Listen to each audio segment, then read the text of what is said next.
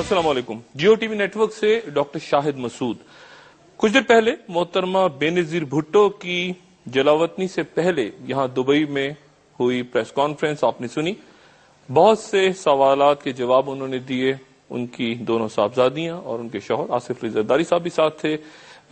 एक सवाल का जवाब उनकी साहबजादी ने भी दिया। गैर मुल्की मीडिया अब इंतजार कर रहा है चंद घंटों के बाद कराची की सड़कों पे क्या होने जा रहा है। जैसे मैंने पहले भी कहा कि अब फैसले ड्राइंग रूम्स में नहीं सड़कों पे हो रहे हैं। चंद साल पहले जब आसिफ अली जरदारी साहब वापस पाकिस्तान पहुंचे थे यहाँ दुबई से, तो उससे पहले बेनजीर भुट्टो साहिबा और उनके साथ जरदारी साहब के साथ एक गुफ्तगू हुई थी। और आज एक बार फिर मुझे इजाज़त हासिल हो रहा है, एक बार फिर मेरे साथ मौजूद हैं मोहतरमा अस्सलाम वालेकुम। वालेकुम सलाम। आसिफ साहब अस्सलाम वालेकुम, बहुत शुक्रिया वक्त निकालने का। चंद घंटों के बाद आप फिर दोबारा 1986 की बेनजीर भुट्टो पाकिस्तान जा रही है। सड़कों पे तैयारियां, बैनर्स, नारे, क्या फर्क महसूस कर रही हैं आप 86 में और 2007 में? काफी फर्क हुआ है। 86 में बाइपोलर वर्ल्ड था। उस वक्त अफगानिस्तान के अंदर अफगान मुजाहिदीन रूस के खिलाफ लड़ रहे थे, और इस वक्त तो दूसरी सूरत हाल आई है। रूस नहीं रहा, एक यूनिपोलर वर्ल्ड है, और एक नया चैलेंज दुनिया के सामने आया है जो इंतहा पसंदों का चैलेंज है। मगर दूसरे तौर पर फर्क भी नहीं आया कि हमारे मुल्क में उस वक्त भी मार्शल लॉ था, इस वक्त भी मार्शल लॉ है। उस वक्त भी हमारे लोग मजलूम थे, दुनिया के सबसे मजलूम लोग थे। उस वक्त भी हमारे लोग यतीम थे और आज भी हैं।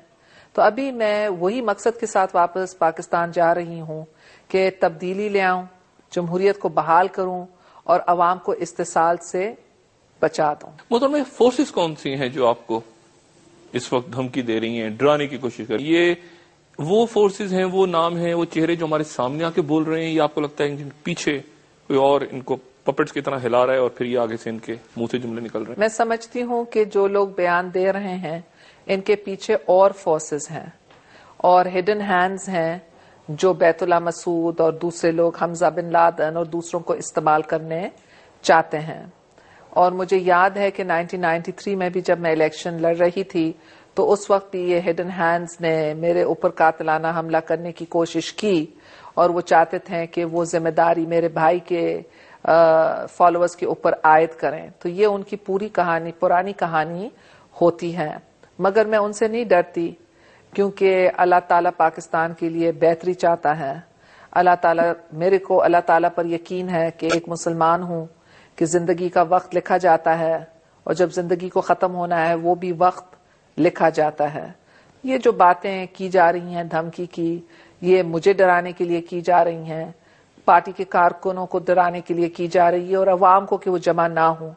मगर मैं नहीं डरती, कारकुन भी नहीं डरते हैं, अवाम भी नहीं डरते हैं। हम इकट्ठा हैं क्योंकि हम तब्दीली चाहते हैं, एक बेहतर वफाक पाकिस्तान चाहते हैं। आपकी बात से मैं ये समझूं कि एक्सट्रीमिस्ट फोर्सेस को यूज करने वाली फोर्सेस कुछ ऐसी भी हो सकती हैं जो बज़ाहिर मॉडरेट नजर आ रही हो लेकिन वो उनको यूज कर रही हो, ये भी मैं मतलब। अब ये बहुत लंबी कहानी है, मगर इस गेम में बहुत पैसे हैं, नाको फीफडम्स हैं, और कोई लोगों को केओस सूट करता है। मगर मैं समझती हूँ कि इंतहा पसंदों की सियासत ने मुसलमान उम्मा को बहुत नुकसान पहुंचाया। मुझे याद है 1996 में हम किधर थे और आज हम किधर हैं। तो मैं समझती हूँ कि जितना भी ये इस्लाम का नारा बुलंद करते हैं, उतना ही वो इस्लाम के पैगाम को नुकसान पहुंचाने की कोशिश करते हैं, और जितना ही ये कश्मीरी अवाम या फिलिस्तीन अवाम या दूसरों का नाम लेते हैं, उतना ही डैमेज होता। क्योंकि जो हमदर्दी पहले मुसलमानों के लिए थी, इनके हरकतों से वो हमदर्दी खत्म हो गई है। पर बहरहाल मैं पाकिस्तान जा रही हूँ सबको बताने के लिए कि मुख्तलिफ राय हो सकती हैं। इख्तिलाफ राय जमहूरियत का एक हिस्सा है और हर एक को हक है, खा वो मॉडरेट हैं, खा वो रिलीजियस पार्टी से हैं, खा वो एथनिक पार्टी से हैं, कि वो अपने जज्बात का, अपने नजरिया का इजहार करें। मगर किसी को हक नहीं है कि वो रियासत के खिलाफ असला पकड़े और हमारे मुल्क को खतरे में डाले। भुट्टो साहब ने जेल में एक किताब लिखी थी, इफ आई एम असैसिनेटेड। अल्लाह ना करे कि कुछ हो आपके साथ, और जाहिर है कि एक बहुत बड़ा सानिया होगा, لیکن اگر کوئی واقعہ ہو جاتا ہے، ظاہر ہے کہ ایک عجیب سی صورتحال ہے پوری دنیا میں. میں تو کیا سرائیوں میں نہیں جانے چاہتی ہوں، اور بھٹو صاحب اس وقت جب جیل میں تھے تو ریاست ان کے اوپر جھوٹا مقدمہ چلائے تھے اور ان کو سزائے موت دینے چاہتے تھے، حالانکہ قانون میں کوئی جواز نہیں تھا، اور سپریم کورٹ نے متفقہ طور پر جنرل ضیاء الحق کو کہا کہ سزائے موت نہ دیں، اس کے باوجود دی گئی. تو وہ اور صورتحال تھی. اس وقت میں تو موت کی نہیں سوچ رہی ہوں، میں پاکستان کے عوام کے لیے واپس جا رہی ہوں، اور میرا ایمان ہے کہ سب خیر ہوگا. اللہ تعالی ہم سب کو اپنے حفظ و امان میں رکھے گا، اور میں نہیں سمجھتی ہوں کہ کوئی بھی آدمی جو اصلی مسلمان ہے وہ ایک عورت کے اوپر حملہ کرے گا. آصف صاحب، آپ جب گئے تھے پاکستان تو محترمہ نے بہت دعاؤں کے ساتھ ہمیں وہ یاد منظر آپ کو بھیجا تھا، امام دامن باندھے تھے. آپ کیسے پریشان ہیں؟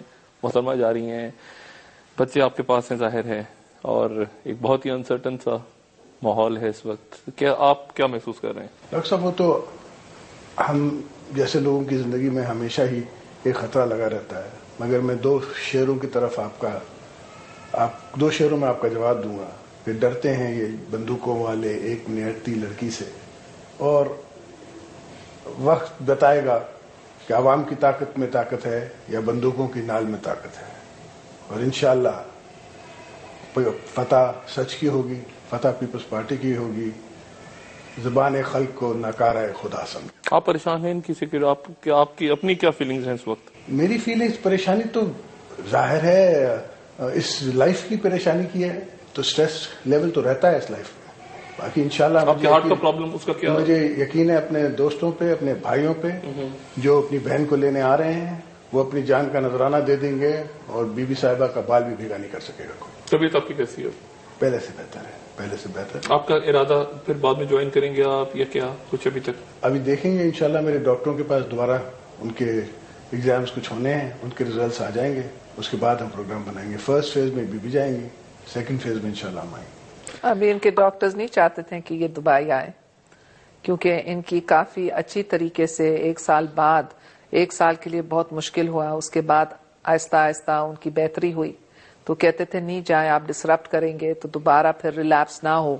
مگر کیونکہ بیگم صاحبہ ادھر ہیں اور بچیاں ادھر ہیں، تو آصف صاحب نہیں چاہتے تھے کہ وہ اکیلے ہوں، اور اس لیے وہ ادھر آ گئے. ان کی طبیعت کیسی ہے بیگم نصرت بھٹو صاحب؟ بیگم صاحبہ کی طبیعت اتنی اچھی نہیں رہتی، مطلب کہ جسمانی طور پر تو ٹھیک ہے، مگر زیادہ بول نہیں سکتی، اور زیادہ جیسے پرانے زمانوں میں ان کو شوق ہوتا تھا چلنے کا، صبح کو شام کو باغیچے میں جا کر کے چلتی تھیں. ابھی اتنی طاقت نہیں ہے کہ وہ زیادہ چل سکیں. تو اگر آصف صاحب بھی پاکستان آ جاتے ہیں اور آپ بھی، تو پھر وہ یہیں رہیں گی یا ان کو بھی آپ اگلے کسی اسٹیپ پہ لانا چاہیں گے؟ ابھی تو دیکھتے ہیں، کیونکہ بچوں کا اسکول ہے اور ان کا ابھی ایک ایسے لیول پر اسکول ہو گیا ہے، ایک GCSE کر رہی ہیں، دوسرا A لیول کر رہے ہیں، مختلف بورڈز ہیں اسکول کے ایگزام کے، تو چینج کرنا مشکل ہے. تو بیگم صاحبہ اور بچے فی الحال یہاں رہیں گے. ایک اور پلیئر جو ہے، ایک تو وہ چلے ٹھیک ہے non state player, hidden hands, ایک کوٹس عجیب سے مزاج، آپ نے پریس کانفرنس میں بھی ذکر کیا ابھی. اب وہ پھر فل بینچ کی طرف جا رہے ہیں، اور منسٹرز کہہ رہے ہیں کہ جی اگر کورٹ کا فیصلہ ٹھیک نہیں آیا تو مارشل لا لگے گا. اب آپ ایک تو ٹھیک ہے آپ کا ڈائلاگ جو بھی ہوا مشرف صاحب کے ساتھ، جیسی بھی آپ کی بات چیت چلی، لیکن اب عدالتیں اگر کچھ اوپر نیچے فیصلہ کرتی ہیں اور مارشل لا کی طرف چلا جاتا ہے، وہ ساری مفاہمت، وہ سارا ڈائلاگ جو آپ کہتی ہیں کہ جی ہم ڈائلاگ اس لیے چاہتے ہیں کہ آدمی کا رول ختم ہو، گورنمنٹ ابھی بھی کہہ رہی ہے کہ کورٹس نے اگر پریزیڈنٹ مشرف کے اگینسٹ فیصلہ دے دیا تو مارشل لا آ جائے گا. تو پھر کیا لوگ بہت کچھ کہہ رہے ہیں، مگر جنرل مشرف صاحب نے اب تک عدالت کے فیصلوں کو مانا ہے. اور جب چیف جسٹس بحال ہو رہے تھے تو اس وقت لوگ کہتے تھے، جب ان کی بحال نہیں ہوئے تھے تو لوگ کہتے تھے کہ اگر بحال ہو تو مارشل لا لگے گا، مگر مارشل لا نہیں لگا، اور ان نے گڈ گریس دکھا کر کے فیصلہ ایکسپٹ کیا. تو مجھے نہیں معلوم کہ کیا ہوگا، مگر میرا جو اسیسمنٹ ہے کہ اگر عدالت کوئی فیصلہ دیتا ہے تو اس فیصلے کا دیکھنا پڑتا ہے کہ کیا صرف فیصلہ تو کورٹ دیتی ہے، مگر کورٹ کے فیصلے کے اوپر عوام فیصلہ دیتے ہیں. آپ کورٹ کی کارروائی میں انٹرفیئر نہیں کر سکتے، مگر کورٹ کا جو ججمنٹ ہے وہ ایک پبلک ڈاکیومنٹ بن جاتا ہے. اور کورٹ کے اوپر جو ریسٹرینٹ ہے وہ پبلک اوپینین سے آتی ہے. تو میں سمجھتی ہوں کہ کورٹ کی اس وقت بہت عزت ہے اور کورٹ سوچ سمجھ کر کے فیصلہ دے گی, اور جو بھی کورٹ کا فیصلہ ہے حکومت ضرور اس کی تائید کرے گی. یہ این آر او تو کہیں ادھر ادھر ہو گیا, اب اس کا ذکر بھی نہیں ہے, کیونکہ وہ تو کہ کورٹ میں اسٹے ہو گیا, کہیں کیا ہوا, رات آئی بات گئی. تو وہ تو اب اتنی محنت سے ریئل ہے. بات یہ ہے کہ عدالت بھی انصاف کرے گی. آپ دیکھ لیں چیف جسٹس کے اوپر کرپشن کے مقدمے تھے اور ہم نے تحریک چلائے, 40 لوگ نے جاں بحق ہو گئے, شہید ہوئے ان کی بحالی کے لیے. تو وہ ذاتی طور پر جانتے ہیں کہ کسی کے اوپر سیاسی دباؤ لگانے کے لیے جھوٹے مقدمے بنائے جاتے ہیں, اور ان کے برادر ججز بھی یہ جانتے ہیں.